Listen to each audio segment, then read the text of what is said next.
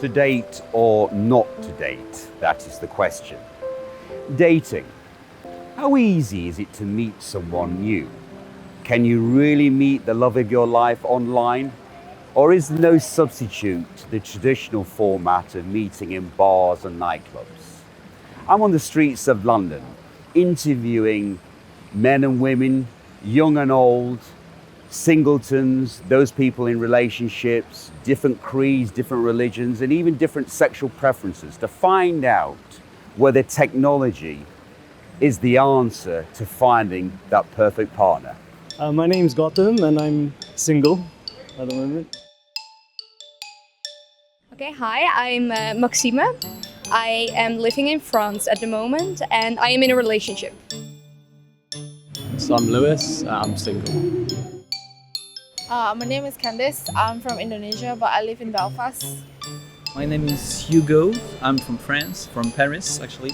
I've been in London since 10 days. I'm a student at Queen Mary, just over there. Right now I'm in a relationship actually. I'm Sarah, 21 years old, and I live in the Netherlands, and I'm single right now. Hi, I'm Freya and I'm currently single. So my name is Louis, I'm half British, half French, and I'm currently in a relationship. My name is Anna, I'm from Surrey and I'm single. Hi, I'm April and I'm currently in a relationship.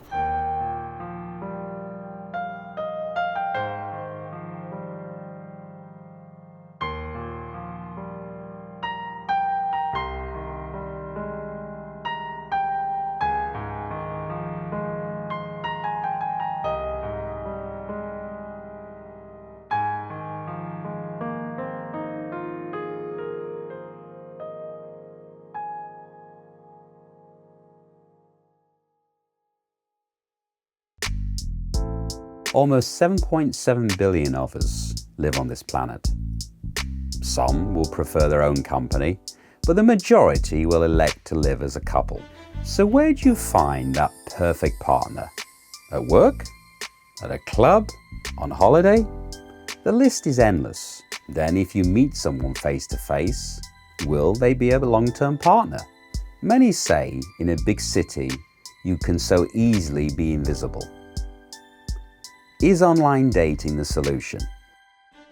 I don't really. I just kind of observe, chill. I'm not very proactive on the dating scene, I guess. I've been set up through friends with a few people, but yeah, I do online dating as well. I think it can help you meet people further away, which is quite interesting. So not really online dating, but more like real meeting with people, like in real life. I think they're normally just friends, and then I go on a date, and yeah, that's how it goes. Yeah. But also online dating is, I'm not crazy about it because there's a culture of people always looking for something better. I think like with modern dating shows as well, there's the whole swiping thing. People meet someone but they think, oh, there might be someone better, and they don't work so hard at relationships. So I think there's this throwaway culture almost with dating relationships. So I think if you meet someone face to face and get to know them a little better first, it can work in your favour. But I do both. I think it depends on the individual. I haven't been on a date for like a month or something like that. The last one I went on was with like an old colleague. That wasn't through online dating or anything like that. And I don't know what to say about it, to be honest. Well, we started talking online, but I had an old-fashioned crush. It just sort of facilitated it, if that makes sense. No, nothing for me has ever really been online. I think it's more I'll meet someone in person and then, I don't know, maybe it's quite spontaneous, so maybe we've met in the morning and then in the afternoon we go off and do something else. I mean, I just kind of, it happens, if it doesn't, it doesn't, you know. I'm not really into this whole concept of dating. I mean, I've been on a few, but I just don't really find them very comfortable. It's very, an awkward situation, seems a bit forced, and false and I don't know. I just don't get it. I think so. In the US, 40% of the population have tried online dating. Figures are similar in other parts of the world. There are over 8,000 dating sites worldwide, with about 1,000 new ones emerging every year. A lot of the time, personally, if somebody come up to me in a bar, I would be quite apprehensive and I would generally not go ahead with it, especially if it's in a club. Like, you know, they don't even know their own name at that point, so I don't really like do that. Usually it's just from like friends. It would be more the traditional way for me, but yeah, I've had a lot of good days and I had some bad ones as well. I just prefer I think I'd prefer just being in the flow of being, you know, just allowing the reality of a situation to develop. I've never tried actually, like, no, never actually, because I've been in a relationship since a long time. So no, I've never used Tinder or all this stuff. I prefer to be confronted to people in real life. Ironically, I'm in a relationship with someone who I did meet on one of the dating apps, which kind of contradicts my opinion of dating apps, because I did find when I was using them for a while that basically the difference between the real world and the online world is so remarkable. You think that you're building a relationship with someone online, but in fact the reality is that doesn't translate into the real world at all. Once you do finally meet, you actually have to rebuild and actually develop it in the real world. It's not like an Amazon, it's not an eBay, you can't package a relationship or chemistry into an online kind of medium.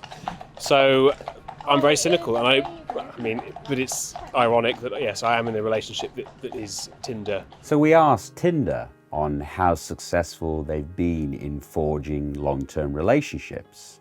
They sent us an email with statistics showing that they have 4 million subscribers worldwide.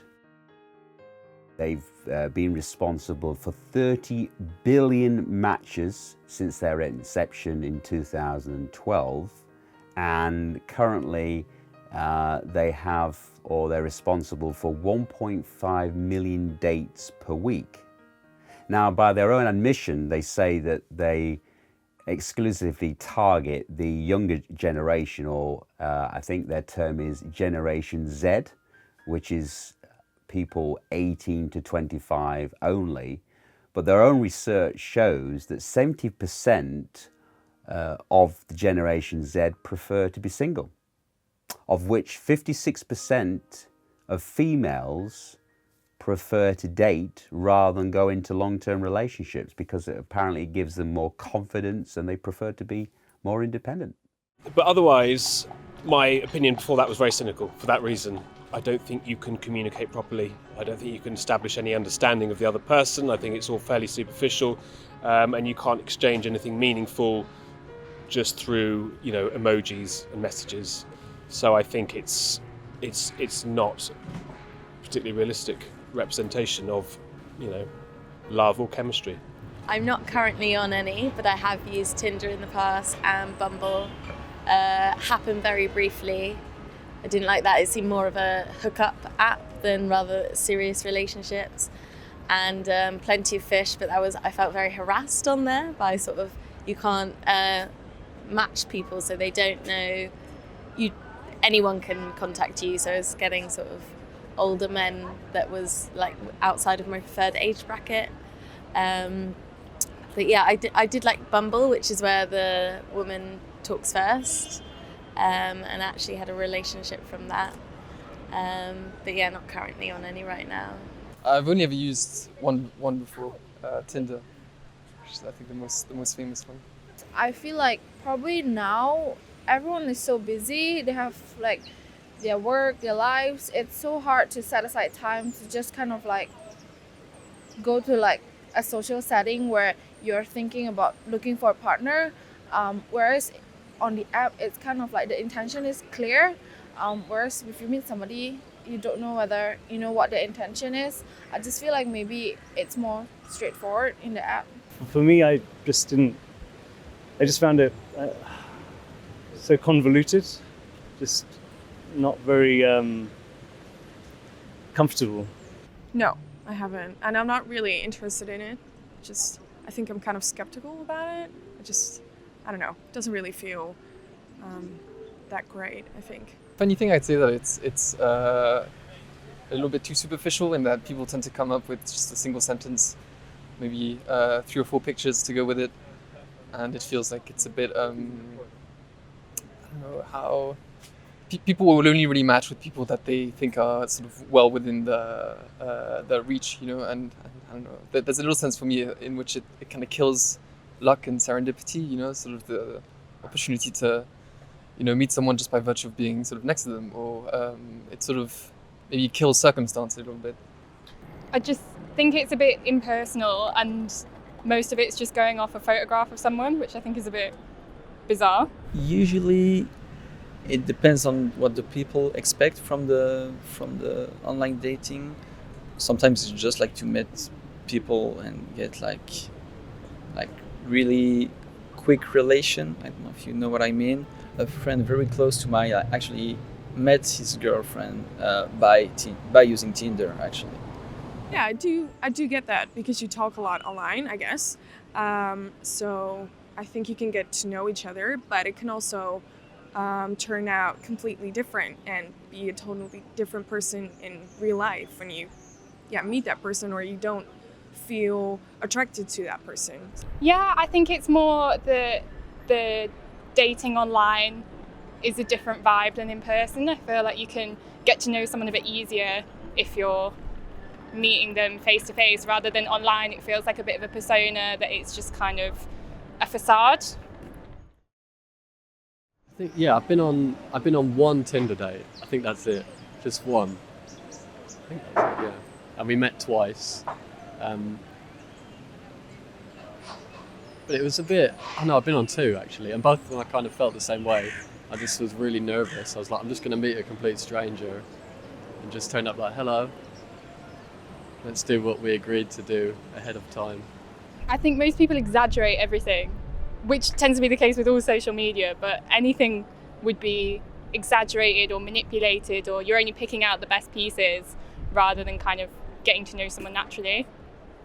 But that's the thing. I think by, especially digital dating, I think that is very, to hit something like that, it's probably like 1 in a million, maybe, in my humble opinion.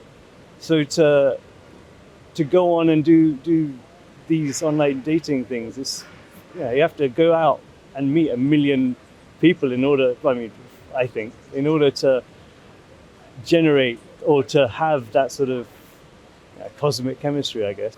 What these dating apps and sites generally facilitate is like an arrangement with some sort of connection. The depth of the connection, I think, is very indicative of the individuals involved. So it's, I don't know. Maybe it's just not for me. I never did online dating myself, but I'm not sure. Sometimes it works out for people, of course, and they meet someone and they're happy with them. But I've seen firsthand that I was on a date with a friend who was having a date from Tinder, and it was so awkward. Well, they, like you said before, if you talk, it's okay, and then you have a connection, but when you meet a person in real life, then it's not there. So yeah, I've seen that firsthand, and I'm not into online dating myself. I must have terrible Tinder game or whatever it's called. I just would kind of have a small conversation with someone, and it just over. I didn't intend on going on the app to find a partner. I just want to see what it's all about, because I've been single for about 2 years before I decided. So my friend was on it, and then she told me about it. So I just wanted to see what it was like, basically. Yeah, I was a bit reluctant to use the dating apps, but I did actually start using Bumble for about 2-3 months. My friend has been in a relationship for about 2 years now, and she's really happy with the guy. And before, she found him through Tinder, but before that, she's never really been into dating or fighting a guy or just, random kissing in a club or whatever. That's been, really nice for her. And I'm really happy she found a guy she's happy with through Tinder. So it can also be, a good way to find someone.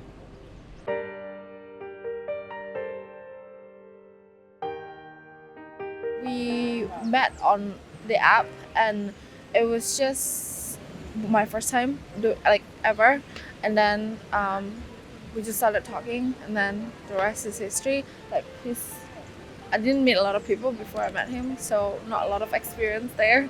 Yeah, I've had a couple where one, I was talking to him for like a month, and then we met up, and we seemed to get on really well via messaging, but as soon as we met, it was very clear that there was no chemistry. It was quite awkward. I think we were both sort of waiting for the date to be over, but didn't know how to broach it. He said, "Oh, you're a lot posher than I thought," and I said, "Oh, well, you're not as posh as I thought," which it doesn't bother me, but it just felt like a real gap in expectations. Even though we got on, our sense of humour really seemed to match before we met. In real life, it just seemed completely different. So now I try and meet, if I match anyone, I try and meet them as soon as possible, and then take it slowly, see where it goes from there. But I think don't put a lot of time and effort into something without meeting the person, because chemistry in real life is very different from the persona people can give online. So that was interesting. It's a lot less natural. Like, you have nothing to kind of pick up on. Like, things don't just kind of just evolve. It's like, oh, we're here because we're both looking for someone. It's like, okay. So it's just like very transactional. It's like, are you that person? Okay. Oh, okay, goodbye then. It's kind of weird. Like apps, you mean? Yeah. I've never used any of the ones that charge a fee, and I've never used any of the paid features of the free ones like Tinder or Bumble or whatever. But why not? I mean, if they kind of give you something extra and you're willing to pay for, why not? I don't see any reason. If you're willing to pay for what the extra service, pay. So, there are so many countless dating agencies out there, online, apps, whatever it may be. And one thing we noticed from people we've been speaking to so far is that there's so much choice, but who do you go to? So what I've done is I've decided to contact various dating agencies to determine, their story. So I've contacted supposedly the biggest, a company called Badoo with 448 million subscribers worldwide in 190 countries, speaking 47 languages. So I'm just about to speak to their marketing director to arrange an appointment. So here goes. So I'm here with Dominic Galello, who's the Chief Marketing Officer of arguably the world's largest dating agency, which is Badoo. My background is predominantly in consumer social products, and I've worked with social networks, I've worked with payment platforms, peer-to-peer payment platforms, and really other types of Silicon Valley technology companies. But dating is a very different type of industry. Most other platforms, and particularly most other Silicon Valley businesses, will talk about changing the world. We're here to change the world. We're here to change how society operates. We offer a very different promise to people. It's not necessarily about changing the world. It's about changing a life. Introducing someone to another person is fundamentally the biggest change of trajectory you can introduce to their lives. And so when I get to see all these inbound messages of people who are so excited, when I get on the phone with them and the way they talk about, oh, well, he messaged me first and she was so excited, it's really heartwarming. And that's the reason I love this business, is because we're really here to help people meet, and we're here to do something really meaningful for their lives, which is, probably the most exciting thing you could possibly be doing. With so many worldwide users, how do you attract new users so that they feel that they don't appear as a number? the world of dating apps in particular has been almost an integral part of culture now for some time. And so as people enter into a new stage of life where they might become single, generally speaking, they're looking towards technology applications that might be able to assist them in their journey. So we try and really promote ourselves as a place where people can date honestly and give a message to people that really they can come on and be true with who they are and what they're really looking for. So we're constantly trying to experiment with our marketing to try and attract those users and give them a place where they can feel at home. So what about Badoo's unique selling point? How do you differentiate yourself from your competitors? Sure. So again, we talk about this place to date honestly, and what that really means is rich profiles. So on top of just being able to upload a photo album of images, we have things like interests, being able to add music, being able to add questions on your profile, and then ultimately we enable you to discover people in different ways. So of course we have something we call encounters, which allows you to look through different profiles individually. But we also have a screen called People Nearby, which allows you to really look around your community in your immediate area and find people that you might want to meet and be interested in.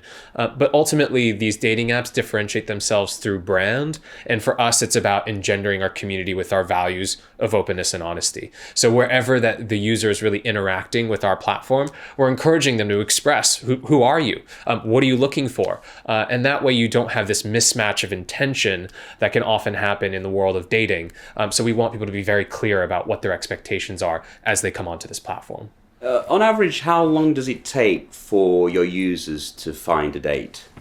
It's hard to say because we don't really necessarily know exactly when you're going on a date. But generally speaking, we're really trying to measure actively when you're having a good conversation. So this is more than just like an exchange of, hey, hi, how are you? It is something meaningful and rich. And a lot of our users are actually able to experience that good chat on the very first day. Whether that good chat then translates into a date is something we're unfortunately not necessarily able to directly measure. But that good chat metric really enables us to understand whether we're being successful in delivering our users that value that they're actually looking for. Statistically, do you have any information that shows your matches forge long-term relationships? So it's harder to say from the data, but I would say there's a couple things that really stand out for me around the benefits that this Badoo experience provides. First is we have about 13,000 people every single day who delete their account, and when they delete their account, they click on the option because I met someone on Badoo, and that is really, really spectacular. So on top of this, we also have a flood of messages, emails, and really just notes from users that have found success on the platform. So they're writing us saying, I met this girl 4 years ago on Badoo. We started chatting.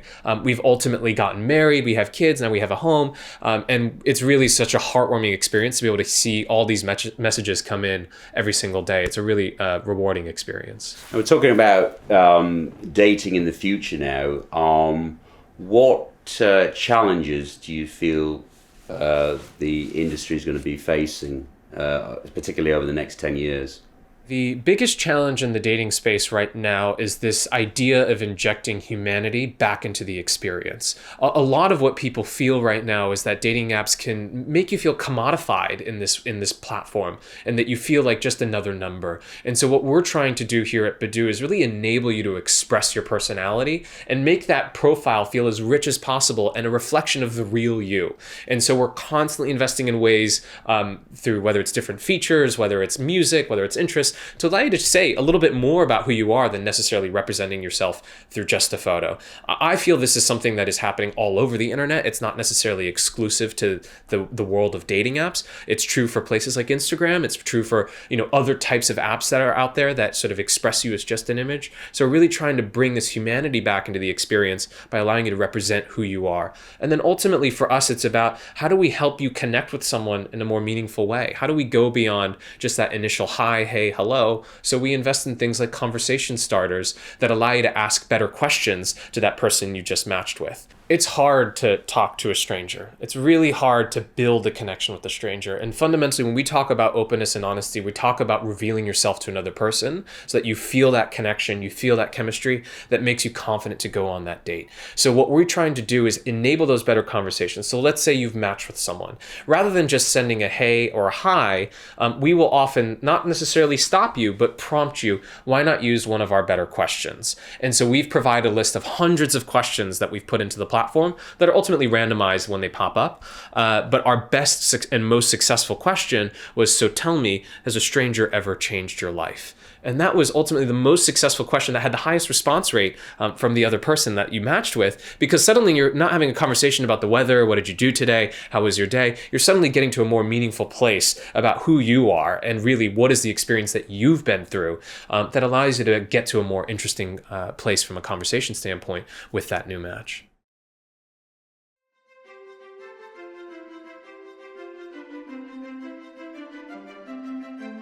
Gentlemen, shame on you. We must have spoken to 6 or 7 gentlemen today and not one of them were prepared to contribute to this dating video. Why is that? Consider that most women we speak to are prepared to talk about their dating experiences. Men will keep stum. Well, to be honest, I don't have a great deal of experience. I only know Tinder because it's very low maintenance. There's no setup, it's very non-time consuming. I didn't even write a profile for myself. Just simply uploaded some photos and, it's a voyeuristic thing. You start swiping and you can do it whilst you're waiting for the train. Obviously there's the eHarmonies and your Guardian Soulmates, which apparently takes hours. You have to really sort of write up proper sort of person spec. So I wouldn't know. I would only be able to comment on the Tinder angle, the sort of the quick fix, if that's the right expression, which I think, you have to take with a massive pinch of salt. Well, there are a lot. Yeah, I wouldn't say. I think it makes it harder if you have more options, because then maybe the right person for you is not on your app. Yeah, it's on a different app. So that makes it harder, I think. But yeah, you can't really change that, I guess. It's definitely here to stay, for sure. I'd recommend it, yeah. I haven't had any success with it, really. But, other people have. Obviously, everyone knows someone who's in a relationship, with someone from Tinder, a long-term relationship. Personally, I only use one. I use Tinder. I never dwelt into other apps before, and I didn't know any other apps. The only reason why I was on Tinder in the first place was because my friend used it. So that was the only app that I kind of wanted to try. It was easy to use at that time, but I think something has changed now. There's new features that obviously I don't know about, so I can't advise on that. Yeah. I heard that there are some new, in France there is Badoo or something like that. But yeah, I think that, in Europe, from what I've heard of it, I'm not a huge professional of in online dating, but Tinder still remains the biggest, in my opinion. The older generation are just embracing it just as much. Pretty much everyone has smartphones. There's probably still an age limit, but I think people are coming out of divorces especially as well, and they're probably using apps as an interesting. There must be a market for that, I imagine, to meet someone after you've gone through a long-term breakup or something. And I know everyone's mums are on Facebook now as well, so definitely I think the older generation are using dating apps probably. You're educating me here. I didn't know that there was such a market for the 50 pluses, and I'm surprised there isn't. But now you're telling me there is, and so there should be. As I say, given my limited use of the sort of suite of options, I only would be able to comment on a Tinder type sort of algorithm or interface, which couldn't be any less tech heavy if it tried. I did show it to my mum once, and she wanted me to set up her profile on it, which I wasn't going to do. I don't think it didn't allow for her age group anyway. But the usage issue is hardly a tech. It's hardly tech kind of complicated. Yeah, I'm definitely approached by older gentlemen as well. Not always, even though I request not to be. They always try their luck. But yeah, I'm just like, well, you don't try, you don't get. So I don't blame them. But I'm like, I've said no, so you have to respect that. Going online, you have a chance to find out if your date has similar interests. Could this make a more compatible couple? Figures would suggest that meeting online produces a more stable long-term partnership. The number of partnerships which break up after a year are 5.7% online as opposed to 7.6% face-to-face. Then if the couple marries, the divorce rate is 40% for conventional meetings, but only 9% online. So I really think about the role that dating apps play as shifting over time, and particularly when we talk about younger generations. So traditionally, dating apps would tell you, we're here to find you the one. And it was a very romanticized view of what technology could potentially provide. Now, we certainly hope that is the case, but we take a really honest view of what the role dating apps play in your life, which is about the journey. It's not about that destination. It's about meeting new people. It's about encountering different personalities. And it's ultimately about learning about yourself as you try and figure out what is the best type of partner for me. And I think in terms of Gen Z, what we're seeing is a level of comfort with being alone, but still a desire to experience the new, still a desire to go encounter new personalities. So the role of dating apps shifts over time, and particularly with Gen Z, it is really about enabling this individual who may feel a level of comfort with being single, but ultimately still wants to go meet with people and expand their network through a platform like ours. I think like if you're spending your time developing an app, obviously you want to be earning money somewhere. So if they're charging for the app, if the consumers feel that it's worth to pay for, probably from feedback or from reviews, then it's fine by me. I would normally go for something that's free first. If it doesn't work for me, probably think about that. But I honestly wasn't on it for very long, so I didn't even think about even considering other apps because I met the love of my life 2 months into it. So yeah, it was different. Yeah. I think dating apps are a really powerful tool for people that are time strapped. We have lots of people who are single parents or work busy jobs and don't even necessarily have time to go out at night.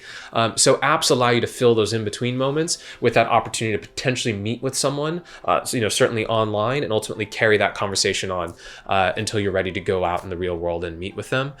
So it's this shift that I think a lot of people are feeling right now in the space of dating overall, where you don't have time to go out and meet someone in a bar. You don't have time to necessarily meet someone in a sporting event or a club or anything else like that. So dating apps help fill that gap of a modern busy life by allowing you to meet with people and break outside of that daily routine of your life to potentially interact with someone new.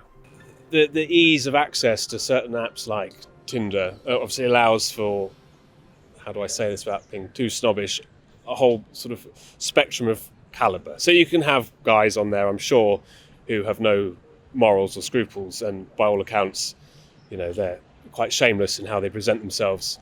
And those are the types that women have a right to be, protective from.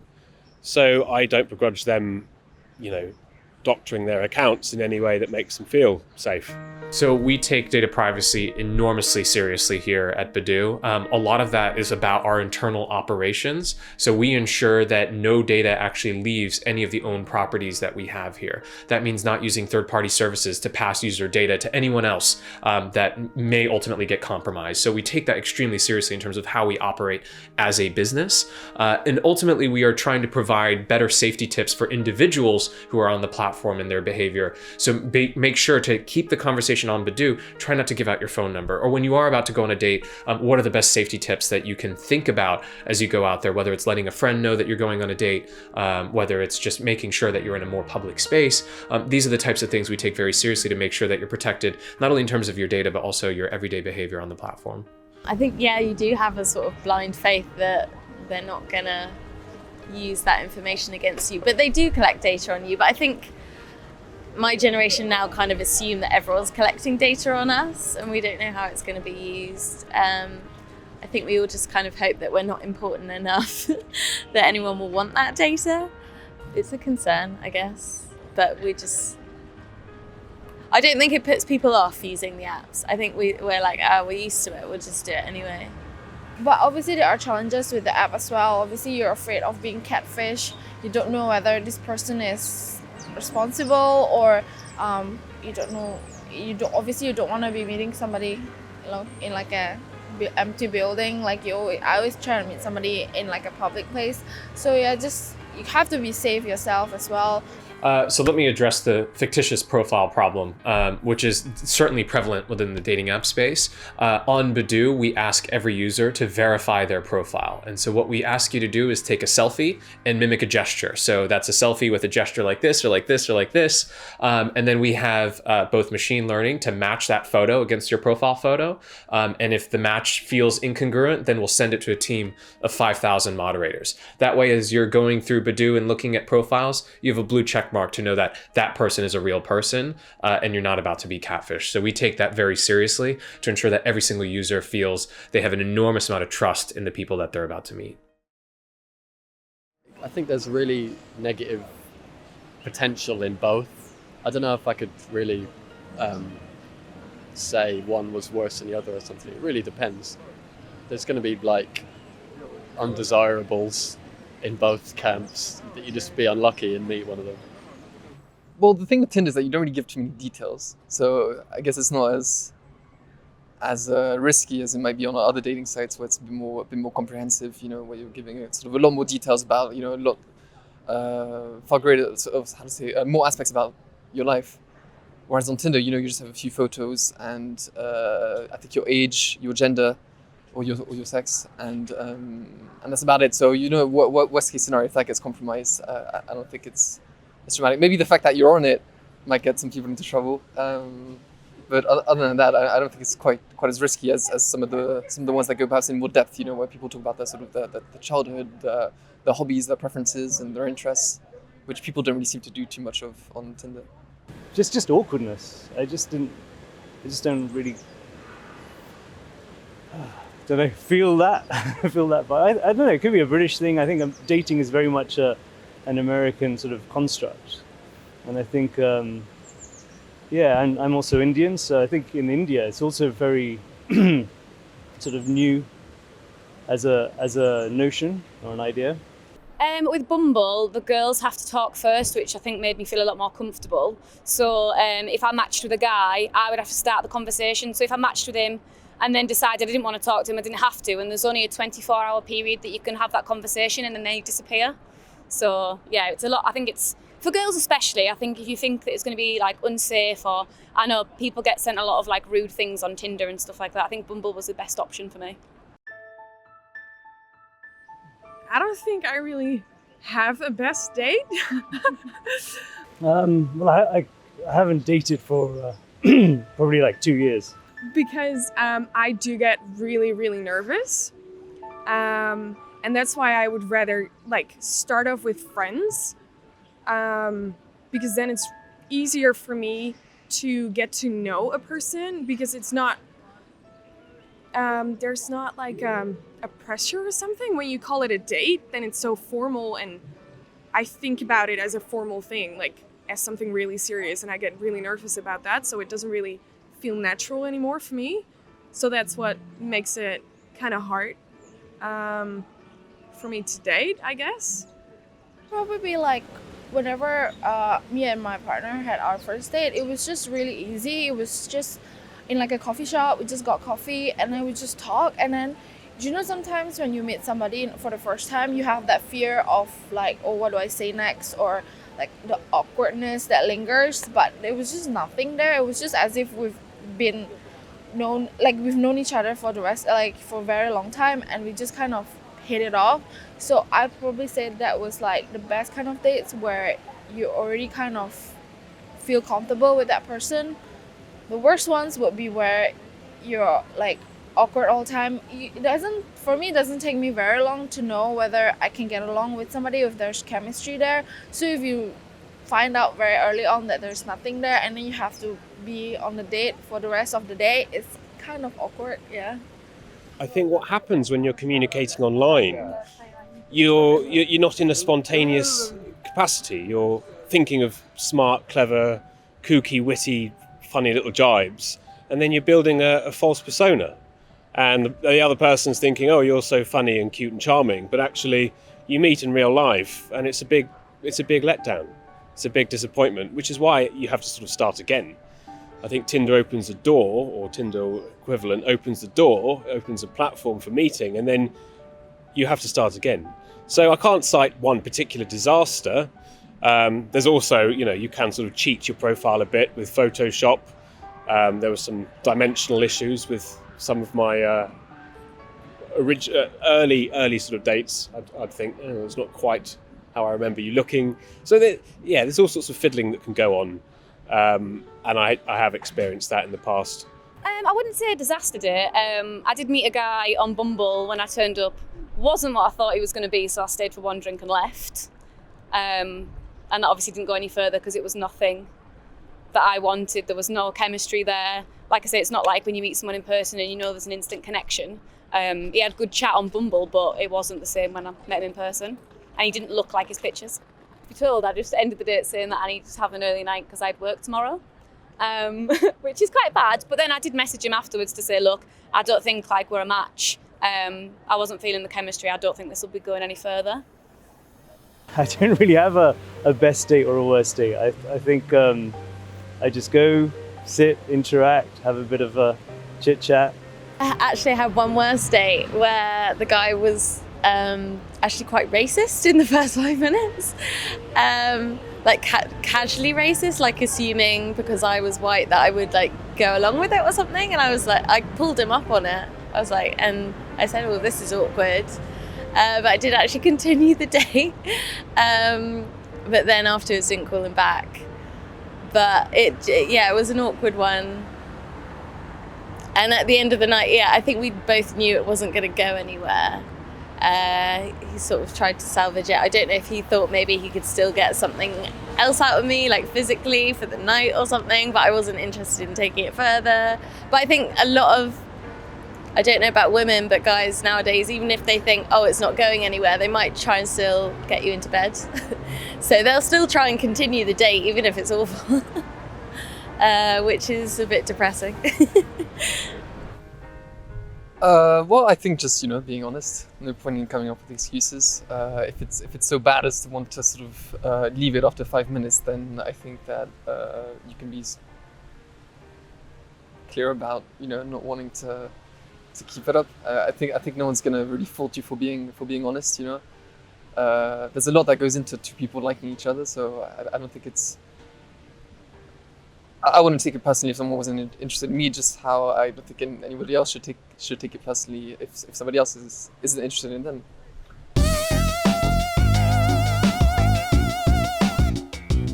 But no, I don't think I've ever had someone do a chat up line on me. I don't think they work, no. Guys should be themselves if they approach someone, and don't try to be someone funny, but just themselves. Me personally, I suppose so. I mean, but I think it could be interpreted differently from a female perspective or someone else. Depends who I'm dating or what I'm dating. But yeah, I mean, I date girls, so generally, as far as I'm aware. I never know anyone that is properly dating now because the guy used a chat up line on her. Doesn't personally work on me. I just feel like it's kind of corny. Yeah. Because I never tried them. I did have it once. I don't think it's really a chat up line, but there was this guy and he asked me if he could give me 2 kisses on the cheek, and then afterwards he asked me if he could give me 1 kiss. Well, that was it. And I was like, all right, what just happened here? But that was pretty funny. Actually, I think that it's not really useful to have really good lines, to to start a conversation with a girl or a guy, but it's like the hardest thing to do. But it doesn't matter what you say. I mean, you can say just like, hey, like, I don't know, like, where are you from, or oh, what are you doing here? But it's not really important what you say. It's just like making the first move, I guess, for me.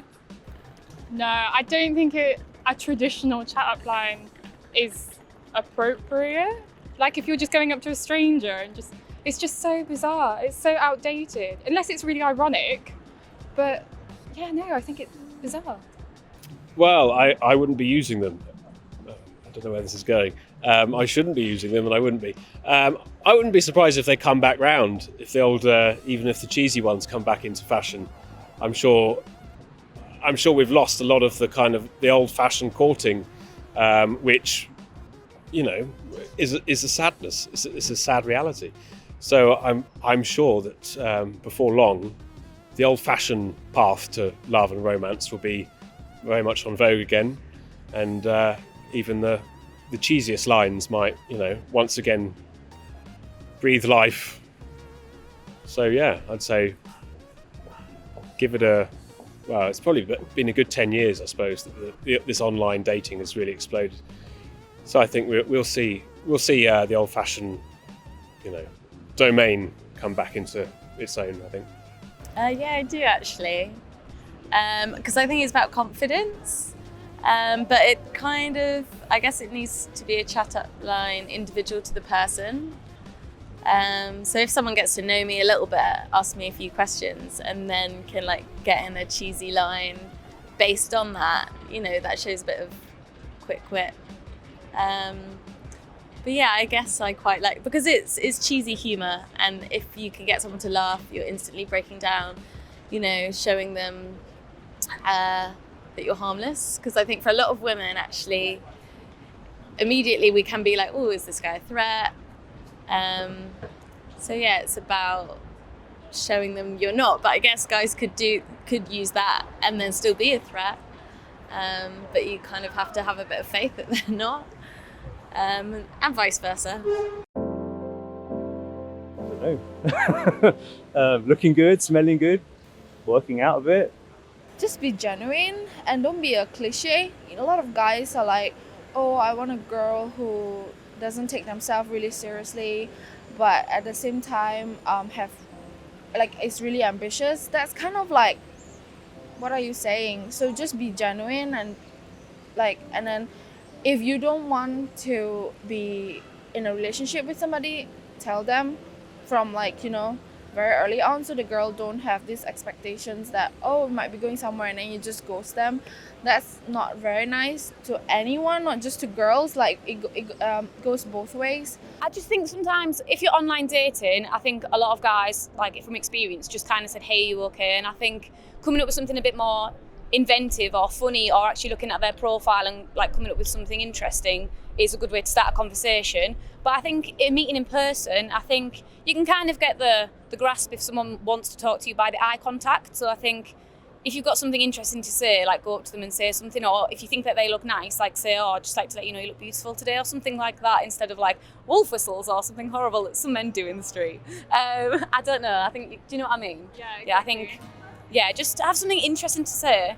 If you're wanting to meet somebody, then make it for the right reasons, not just something short term because they're there in the moment. Don't play mind games. That's very high school. That's really stupid.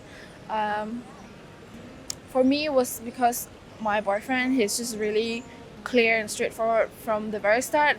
Everything is easy. It should be easy. It shouldn't be hard. Like if you find that you're asking yourself what is going on, like does he like me, does he not? Probably doesn't. So I would say be clear as well. Like you don't want to waste other people's time. You know, we're all busy. You don't want to be wasting anyone's time. And just be nice in general. You know.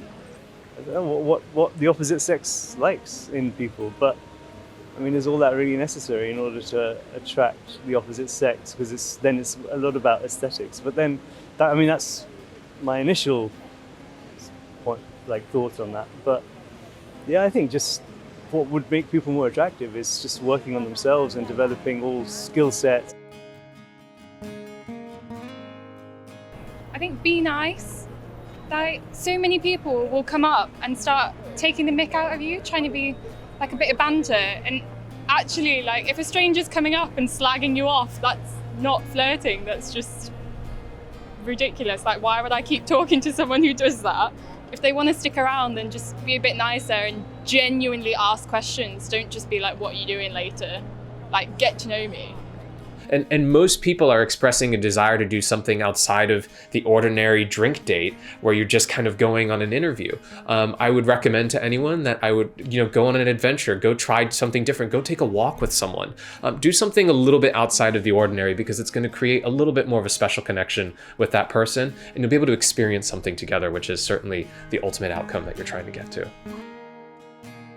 This is obviously the zeitgeist of modern day courting, so I think sooner or later we'll have a generation of Tinder babies, or where everyone is born from an online relationship. So yeah, I do believe it. I just personally, I struggled with the format. Eventually, law of averages, I met somebody, but I would still prefer, being old-fashioned, I would still prefer the face-to-face game. I would hope that that online dating wouldn't stay. I would like to hope people would meet people organically, because I just think it's a lot more natural. You bound to have more things in common because you've met on some kind of common ground. So it looks like online dating is here to stay. Will we all be relying on computer algorithms to find our perfect partners? Yeah, I'll keep using it.